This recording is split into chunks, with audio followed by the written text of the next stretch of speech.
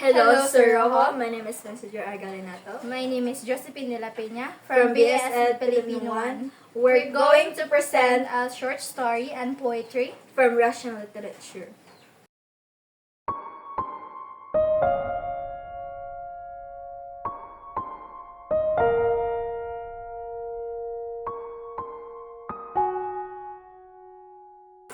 Winter Morning by Alexander Pushkin. Cold frost and sunshine, day of wonder, but you, my friend, are still in slumber. Wake up, my beauty, time believes. You dormant eyes, I beg you, building toward the northerly aurora, as though a northern star arise. Recall last night, the snow was whirling across the sky. The haze was swirling, the moon as though a pale dye emerged with yellow through faint clouds.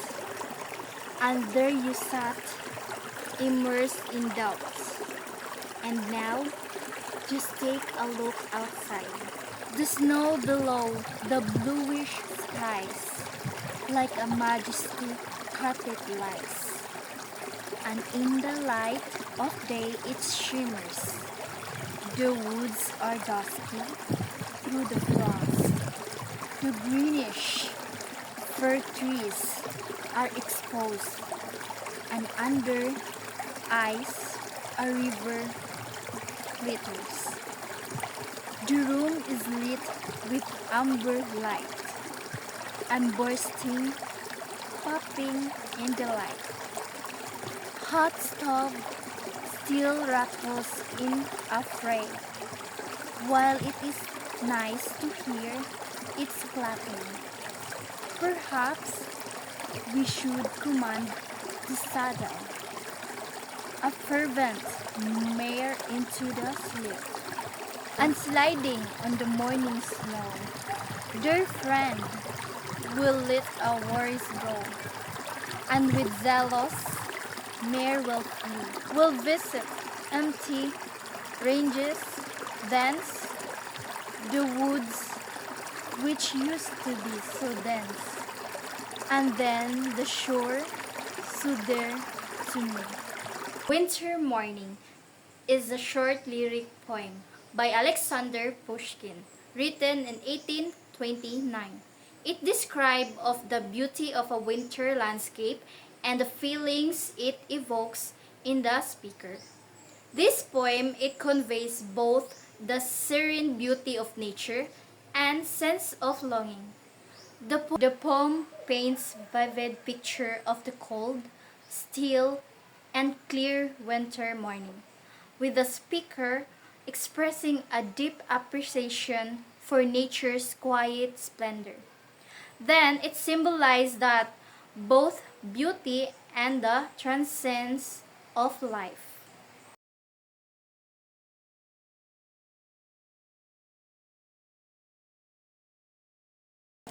Vanka by Anton Chekhov. Vanka Chekhov, a boy of 9 who had been for 3 months apprenticed to Lyahim, the shoemaker, was sitting up on Christmas Eve, waiting till his master, his mistress, and their workmen have gone to the midnight service. He took out of his master's cupboard a bottle of ink and a pen with a rusty nib, and spreading a crumpled sheet of paper in front of him, began writing. Before forming the first letter, he several times looked around fearfully at the door, and the window stole a glance at the dark icon, on both sides of which stretched shelves full of lasts and heaved a broken sigh. The paper lay on the bench while he knelt before. Dear Grandfather Konstantin Makarich, he wrote, I am writing you a letter. I wish you a happy Christmas and all blessings from God Almighty. I have never father nor mother. You are the only one left me. Vanka raised his eyes to the dark icon on which the light of his candle was reflected, and vividly recalled his grandfather Konstantin Makarich, a night watchman to a family called Shakarov. He was a thin, extraordinarily nimble and lively little old man with 65. With an everlasting laughing face and drunken eyes, by day he slept in the servants' kitchen or made jokes with the cooks at night. Wrapped in an ample sheep skin, he walked around the grounds and on top with his little mallet, old Kashtanka, an eel. So called on account of his dark color and his long body like a whistle followed him with hanging heads. This eel was exceptionally polite and affectionate and looked with equal kindness on strangers, masters, but had not a very good reputation under his politeness and meekness. Was hidden the most cunning no one ever knows. How to creep up on occasion and snap at one's leg, to slip into the storeroom, and steal a hen from a peasant his hind legs had been nearly pulled off. More than once, twice. He had been hanged every week. He was trashed till he was half dead, but he always revived at this moment. Grandfather was no doubt standing at the gate, screwing up his eyes at the red windows of the church, stamping with the high felt boots, and joking with the servants. His little mallet was hanging on his belt. He was clasping his hands, shrugging with the cold, and with an aged chuckle, pinching first the housemaid, then the cook. How about a pinch of snuff? He would say, offering the woman his snuff box. The woman would take a sniff and sneeze. Grandfather would indestructibly delighted, go off with a merry chuckle and cry tear it off. Frozen on they gave the dogs a sniff of snuff too. Kashtanka sneezes, wriggles her head, and walks away offended. Il does not sneeze from politeness, but wags his tail, and the weather is glorious. The air is still fresh and transparent, the night is dark, but one can see the whole village with its white roofs and coils of smoke coming from the chimneys, the trees silvered with hoar frost, the snow drips, the whole sky spangled with gay twinkling stars, and the Milky Way as is distinct as though it had been washed and rubbed with snow for a holiday. Vanka sighed, dipped his pen, and went on writing. And yesterday I had wigging. The master pulled me out into the yard by my hair and walked me with a butch stretcher because I accidentally fell asleep while I was rocking their brat in the cradle, and a week ago the missus told me to clean a herring, and I began from the tail end, and she took the herring and thrust its head in my face. The workmen laugh at me and send me to the tavern for vodka, and tell me to steal the master's cucumber. As for them, and the master beats me with anything that's come to hand, and there is nothing to eat in the morning. They give me bread for dinner, porridge in the evening, and bread again. But as for tea or soup, the master and the mistress gobble it all up themselves, and I put to sleep in the passage.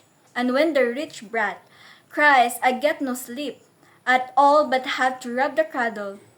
Dear grandfather, show the divine mercy. Take me away from here, home to the village. It's more than that I can bear. I bow to you, your feet, and will pray to God for you forever. Take me away from here, or I shall die. Vanka's mouth worked. He rubbed his eyes with his black fist and gave a sob. I will powder you, your snuff, for you, he went on. I will pray for you, and if I do anything, you can trash me like a Sidor's goat. And if you think I've no job, I will beg the steward for Christ's sake to let me clean his boots, or I will go for a shepherd boy instead of Fedka. Dear grandfather, it is more than I can bear. It's simply no life at all. I wanted to run away to the village, but I have no boots, and I am afraid of the frost. When I grow up, I will take care of you for this and not let anyone annoy you. And when you die, I would pray for the rest of your life. As for mummies, Moscow is a big town. It's all gentlemen's houses, and there are lots of horses, but there are no sheep, and dogs are not spiteful. The lads here don't go out with a star, and they don't let anyone go into the choir. And once I saw a shop window fishing hooks for sale, fitted ready with a line and for all sorts of fish. Awfully good. Once there was even one hook that would hold a 40-pound shit fish, and have seen shops where there are guns all of sorts. After the patterns of the masters gone at home, so that I should not wonder if they are 100 rubles each. And in the butcher shops, There are grouse and woodcocks and fish and hares, but the shopmen don't say where they shoot them. Dear grandfather, when they have the Christmas tree at the big house, get me a gilt walnut and put it away in the green trunk, as the young lady Olga Ignatyevna says it's for Vanka. Vanka gave a tremulous sigh and again sighed at the window. He remembered how his grandfather always went in the forest to get the Christmas tree for his Mrs. family and took his grandson with him.